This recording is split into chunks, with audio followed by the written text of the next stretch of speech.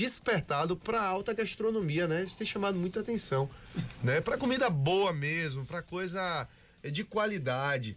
E a gente tem, né, na Frutíssima e no Is Restrô uma representação muito forte disso. A gente está recebendo aqui nosso querido Pablo Freire, né, proprietário da Frutíssima e do Is Restrô. E é meio que difícil, né, Pablo, a gente falar de uma coisa sem falar da outra, porque ficam ali na Santa Mônica um do lado do outro. O Is Restrô já tem outras 2 unidades também, né, no Sim. As 2 no Sim, né, uma na Artemia Pires, outra na Academia Smash. E a gente recebe com muita satisfação aqui o Pablo Freire. Bom dia, Pablo. É bom tê-lo aqui conosco, viu, amigo? Bom dia para todo mundo. Bom dia para Dilson, para todo mundo aqui da mesa. Primeiramente dizer que é um prazer estar aqui, porque eu ouço vocês todos os dias, né? E aí quando o rádio, você começa a ouvir, você imagina como é que as pessoas estão conversando, estão falando. E eu sou apaixonado pelo rádio e é um prazer muito grande estar aqui. Pois é, ouvinte nosso, viu, Dilson? E agora também nosso parceiro com muita satisfação. Eu queria falar justamente sobre a concepção. Como foi que foi concebida a Frutíssima e o Is Restrô lá atrás? Quanto tempo já tem de história? E de onde que veio a ideia, né? Eu quero fazer um Hortifruti Premium e um restaurante. Foram as 2 coisas juntas, uma veio depois a outra. Explica pra gente como é que foi isso. Fernando, foi assim, não dá pra falar do Is sem falar da Frutíssima, né? Na verdade, o primeiro projeto nosso foi a Frutíssima. Em algumas viagens, eu costumo viajar muito com minha esposa, e eu via, né, em alguns lugares em São Paulo, via na Europa, tal, aqueles lugares pequenos que tinham muitas frutas, que tinham aquela coisa mais intimista, assim, que a pessoa se sentia à vontade em comprar. E por coincidência, a família de minha esposa toda mexe com frutas, né? Frutas, legumes, hortaliças, lá em Salvador, no Ceasa. E aí um dia eu conversando, falei, eu tenho muita vontade de abrir em Feira de Santana alguma coisa que seja diferente, né? Que não seja mais do mesmo, que tenha um atendimento diferente, que tenha que tenha uma música agradável para você ouvir, que você consiga fazer tudo com praticidade, com atendimento diferente. Aí a gente foi colocando no papel, foi escrevendo como é que deveria ser a loja. Na época eu procurei ajuda de um amigo meu que é publicitário e estava fazendo arquitetura, e aí comecei, Tito Cocoré, se você conhece ele, e aí eu comecei a conversar com eles, que eu tô querendo abrir uma loja nesse sentido, tal. Por que você não faz desse jeito? Por que você não faz daquele? Isso foi em que ano? Isso foi no meio da pandemia. Isso foi 2021. 2021. Foi no meio da pandemia, a gente inaugurou a loja no meio da pandemia. E aí a gente foi rabiscando no papel como é que eu queria a loja, como é que eu pensava. E aí ele também foi dando os pitacos dele, eu procurei, né? Aí comecei a procurar as pessoas, que é o cara aqui que é referência, o arquiteto que é referência em iluminação de loja. Aí me indicaram uma pessoa, aí eu fui procurando sempre essas pessoas para me ajudarem, e a gente, em fevereiro de 21, a gente inaugurou a Frutíssima, no meio da pandemia. Quando a gente inaugurou a Frutíssima, aconteceu uma coisa bem interessante, que a gente vendia já essas coisas de práticas gourmet para você fazer em casa, né? Um salsichão alemão, um queijo brie folheado para você fazer em casa, queijos. O que aconteceu? A gente vendia muita cerveja artesanal. Na época, a Frutíssima, ela tinha o piso térreo e tinha o mezanino em cima, onde hoje é uma parte reservada do Is. E eu coloquei 2 bistrôs lá em cima, começou a acumular muita gente lá. Quarta-feira à noite, quinta-feira, sexta-feira. O pessoal ia experimentar cervejas, ficavam lá, e aí pedia, faça pra mim esse salsichão aqui alemão que eu quero experimentar, corta lá pra mim esse queijo. E aí começou a acumular muita gente.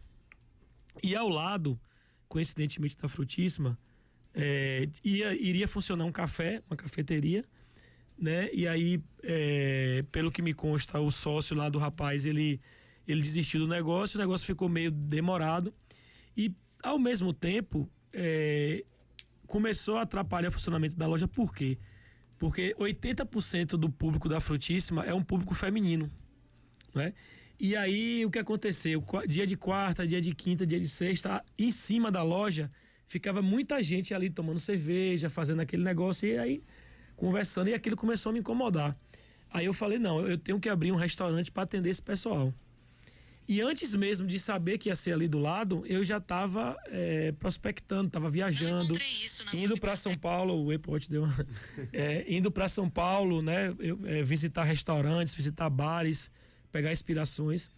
E aí o negócio lá do lado estava demorando, esse próprio arquiteto, né, publicitário arquiteto, que é meu amigo, que ele fez o projeto também da loja vizinha. Um dia eu me encorajei, virei para ele e falei, se eu fizer uma proposta para esse rapaz aqui do lado, para eu assumir isso aqui, do jeito que tá aqui, será que ele vai se sentir ofendido?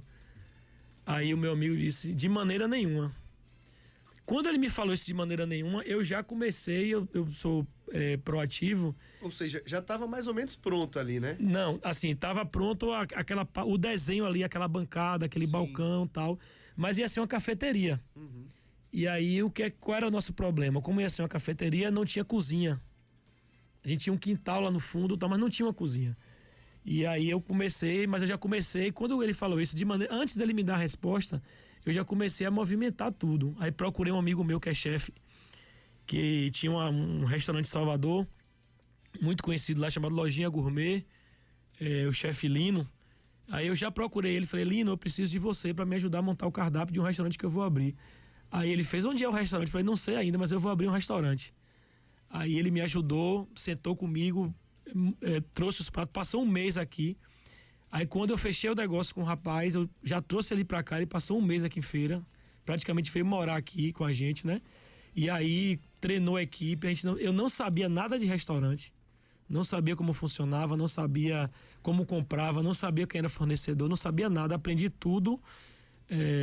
Abandonei lá o escritório de advocacia por um tempo e me dediquei a isso, fui procurar fornecedor, fui saber como é que comprava, como é que vendia, né? E aí as pessoas próximas foram dando ideias e a gente passou ali uns 30 dias fazendo testes, né? Ele fazia prato, eu chamava meus amigos, vocês gostaram? Ave Maria, mãe, esse prato é maravilhoso.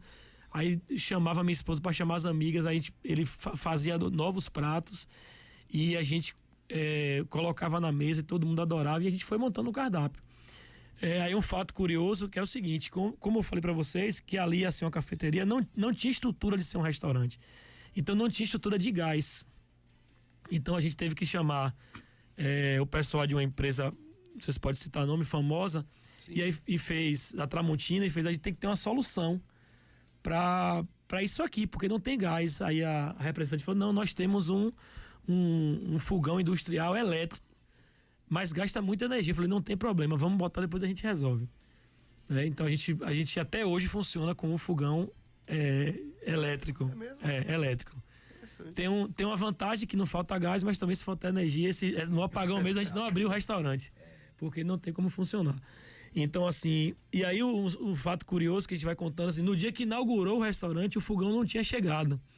Nossa. Chegou na transportadora e o fogão não tinha chegado. E aí? Aí eu virei pro chefe Lino e falei, Lino, a gente vai abrir hoje de qualquer jeito. Ele, não se preocupe, entre no LX e compre um fogão desse de casa, normal, e já tem um na loja, compre que aqui eu dou um jeito, deixa comigo que eu resolvo. Foi assim que foi feito, a gente entrou no LX, compramos um fogão e colocamos lá dentro e a gente abriu o restaurante desse jeito, com um fogão, com um fogão doméstico, né? E graças a Deus tudo deu certo. Estamos aí, vamos fazer 2 anos agora, em setembro, né? 16 de setembro.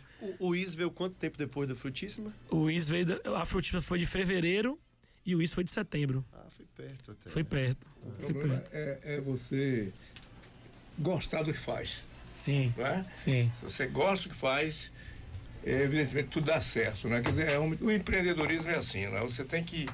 Primeiro, às vezes, você começa algo que você não sabe onde chega. Sim, sim. A partir daí é a criatividade, né?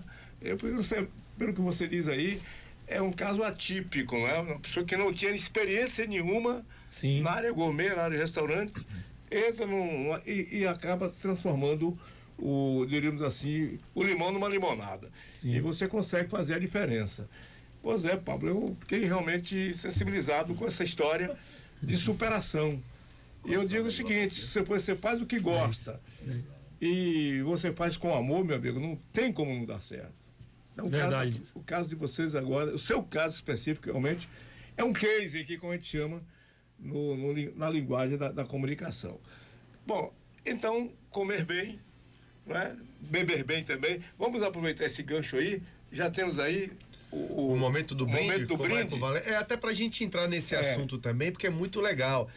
O quanto que a Frutíssima e o I se relacionam, né? Eu falo sempre aqui e enfatizo muito, até pelo horário também lá no Linha Direta com o Povo, né? O meio-dia na Rádio Sociedade. Essa mudança que se tem, essa relação que se tem, na verdade, né? Os ingredientes de muitos pratos que você tem no IS, você compra na Frutíssima. E os vinhos também. Então vamos de dica de vinhos pra gente continuar batendo papo, eu quero falar de vinhos com você também, viu, Paulo? Chama Marco Valério, direto do Rio Grande do Sul, para falar sobre vinhos. O nosso momento do drink.